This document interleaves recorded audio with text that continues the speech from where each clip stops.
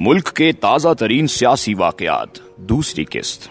General Ahmad Shuja Pasha ने इमरान खान को पेशकश की, हम आपकी माली मदद भी करेंगे। इमरान खान ने फौरन जवाब दिया, जनरल साहब, मैंने जिस दिन किसी से पैसे पकड़ लिए मैं उस दिन अंदर से फौत हो जाऊंगा, लिहाजा मैं आपसे रकम नहीं लूंगा। ये वाकया मुझे जनरल पाशा ने बताया था और उनका कहना था। ये सुनकर मेरे दिल में इमरान खान की कदर बढ़ गई। मुलाकात के बाद इमरान खान जनरल पाशा को गेट पर रुखसत करने आए तो वहाँ एक और वाकया हो गया। सड़क से मोटरसाइकिल पर दो लड़के गुजर रहे थे। वो इमरान खान को देखकर रुक गए। जनरल पाशा यूनिफॉर्म में थे, चुनाचे इमरान खान घबरा गए और उन्होंने जल्दी जनरल पाशा के हाथ से अपना हाथ टकराया और उन्हें गेट पर ही छोड़कर अंदर भाग गए। जनरल साहब थोड़ी देर गेट पर खड़े रहे और फिर हंसकर रवाना हो गए। इमरान खान ने एक तरफ माली इमदाद से इनकार करके जनरल पाशा का दिल मोह लिया था और दूसरी तरफ ये मोटरसाइकिल सवारों को देखकर इतना घबरा गया था कि अपने मेहमान को गेट पर ही छोड़कर अंदर भाग गया। जनरल पाशा ने बादअज़ां इस बेइज्जती का बदला बनी गाला में लिया। खान के साथ उनकी अगली मुलाकात बनी गाला में तय हुई। जनरल पाशा पहुंचे, बनी गाला के गेट पर खड़े होकर खान के हाथ से अपना हाथ मस किया और कहा, मैं यहीं से वापस जा रहा हूँ, आपको कम से कम मेहमान को इज्जत के साथ रुखसत करना चाहिए था। बहरहाल किस्सा मुख्तसर, इमरान खान और जनरल पाशा के दरमियान ताल्लुकात अस्तवार हो गए। उसके 3 फौरी नताइज निकले। पीटीआई को फंड्स मिलना शुरू हो गए। इस्लामाबाद की सिर्फ एक कारोबारी शख्सियत ने 150 करोड़ रुपए दिए। चुनाचे वो पार्टी जिसके पास चेयरमैन की गाड़ी के पेट्रोल के पैसे नहीं होते थे, वो चंद दिनों में अमीर हो गई। सेनेटर सैफुल्ला नियाजी उस वक्त पार्टी ऑफिस में क्लर्क थे।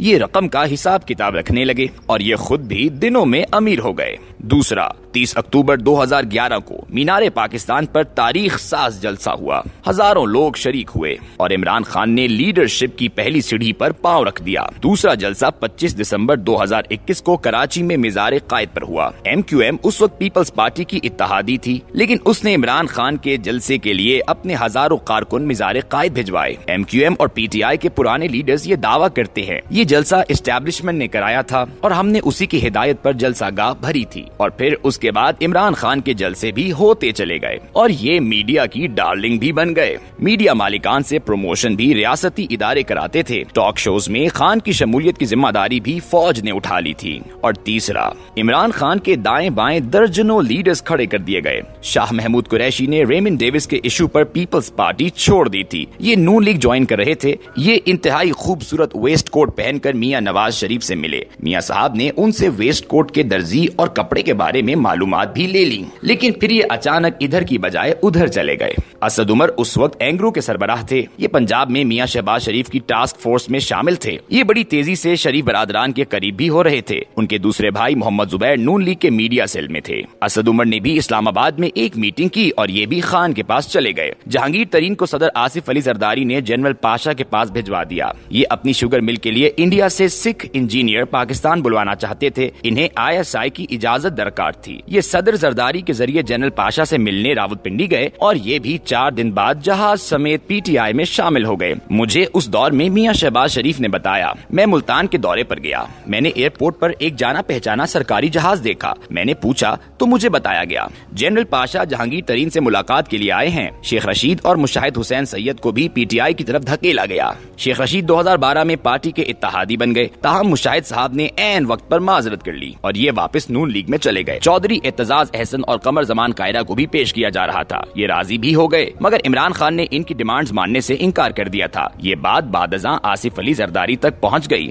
और ये तवील अरसा दोनों साहिबान से नाराज रहे। ये सिलसिला चलता रहा यहाँ तक कि जनरल पाशा रिटायर हो गए और लेफ्टिनेंट जनरल जहीरुल इस्लाम DG ISI बन गए और इमरान खान प्रोजेक्ट उन्हें विरसे में मिल गया। 2013 के इलेक्शंस में जनरल जहीरुल इस्लाम का बहुत बड़ा कंट्रीब्यूशन था। एस्टैब्लिशमेंट का ख्याल था इमरान खान कामयाब हो जाएंगे, मगर नताइज ने सबको हैरान कर दिया। नून लीग 126 सीटें जीत गई और इमरान खान बमुश्किल KPK में हुकूमत बनाने के काबिल हो सके। इमरान खान इलेक्शन हार चुके थे, लेकिन हमें बहरहाल खान की ये खूबी मानना होगी, ये गिव अप नहीं करते। इमरान खान ने 4 हलके खोलने का मुतालिबा कर दिया और इनका ये मुतालिबा आहिस्ता आहिस्ता जोर पकड़ता चला गया, यहाँ तक कि ये एक बड़ी सियासी कुव्वत बन गए। 29 नवंबर 2013 को मियां नवाज शरीफ ने जनरल राहील शरीफ को आर्मी चीफ बना दिया। जनरल राहील जमहूरियत पसंद थे, ये हुकूमत को डीरेल नहीं करना चाहते थे, लेकिन उस वक्त तक इमरान खान गलियां और सड़कें गर्म कर चुके थे। लंदन प्लान भी बन चुका था। अवामी ताकत के लिए अल्लामा ताहिरुल कादरी की खिदमात भी हासिल की जा चुकी थी और मीडिया को भी इश्तिहारात और फंड्स के जरिए हाथ में लाया जा चुका था। टीवी के 8 नए एंकर्स और 6 मीडिया मालिकान को इमरान खान के लिए वक्फ कर दिया गया। मीडिया कंपनियों के सीईओज तक बदल दिए गए। इमरान खान के हामी एंकर्स अपनी तनख्वाह, मरात और प्रोग्राम का वक्त तक खुद पसंद करते थे और जो एंकर इस बयानिए से इनकार करता था उसका प्रोग्राम चलते चलते बंद हो जाता था। मैं खुद उस जमाने का विक्टिम हूँ। मेरा प्रोग्राम कई बार डाउन हुआ और मुझे सोशल मीडिया पर भी लाखों की तादाद में गालियां और धमकियां दी गईं। बहरहाल लॉन्ग मार्च और धरना शुरू हुआ और ये बुरी तरह पिट गया, मगर ये टेलीविजन पर रोजाना कामयाब दिखाई देता था। मैं यहाँ नवाज शरीफ की एक खूबी का एतराफ भी करूंगा, ये शख्स घबराता भी नहीं और ये जिद में इमरान खान से भी कई गुना आगे है। चुनाचे मियां नवाज शरीफ वजीर आजम हाउस और ऐवान सदर का गेट टूटने और पार्लियामेंट हाउस और पीटीवी पर कब्जे के बावजूद डटे रहे, ये पीछे नहीं हटे। इस दौरान आईबी ने इमरान खान और आरिफ अलवी और डीजीआई और मुल्क के रियल एस्टेट टाइकून की टेलीफोन कॉल्स भी रिकॉर्ड कर ली। इमरान खान और आरिफ अलवी की कॉल लीक कर दी गई, जबकि दूसरी कॉल जनरल राहील शरीफ को वजीर आजम हाउस में सुनाई गई और उसके बाद धरना पसपा हो गया।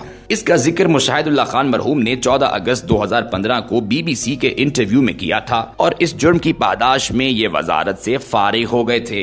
एपीएस पेशावर का सान्या हुआ, 132 बच्चे और स्टाफ के 9 अरकान शहीद हो गए और इमरान खान के सियासी कजन अल्लामा ताहिरुल कादरी एक रात उन्हें अकेला छोड़कर चले गए। अल्लामा ताहिरुल कादरी की वापसी के बारे में ये कहानी गर्दिश करती रही। अल्लामा साहब को मियां नवाज शरीफ के एक कजन ने राजी किया था, उन्हें उनके अखराजात भी अदा किए गए थे और शरीफ बरादरान की वालिदा मरहूमा बेगम शमीम अख्तर ने अल्लामा साहब को गारंटी भी दी थी, आपके खिलाफ कभी कोई मुकदमा नहीं बनेगा। और अल्लामा साहब इस गारंटी के बाद अपने खैमे और कफन लपेट कर वापस कैनेडा तशरीफ ले गए। ये खबर मुसद्दिका नहीं, इसमें शामिल मुख्तलिफ किरदार ये हकायक तस्लीम करते हैं लेकिन तस्दीक करने से इनकारी है। ताहम अगर हम बाद के वाकयात को देखें तो ये इत्तला गलत महसूस नहीं होती, क्योंकि शरीफ बरादरान ने अल्लामा साहब को उनकी रुखसती के बाद कभी तंग नहीं किया। धरने के दौरान एक रात मलिक रियाज के जरिए मियां नवाज शरीफ को 2 माह की छुट्टी पर जाने का मशवरा भी दिया गया था। नवाज शरीफ सो रहे थे, उन्हें इसहाक डार के जरिए इमरजेंसी में उठाया गया। इसहाक डार की मौजूदगी में मुलाकाती से मुलाकात हुई। नवाज शरीफ ने पूछा, आपको ये पैगाम किसने दिया? मुलाकाती का जवाब था,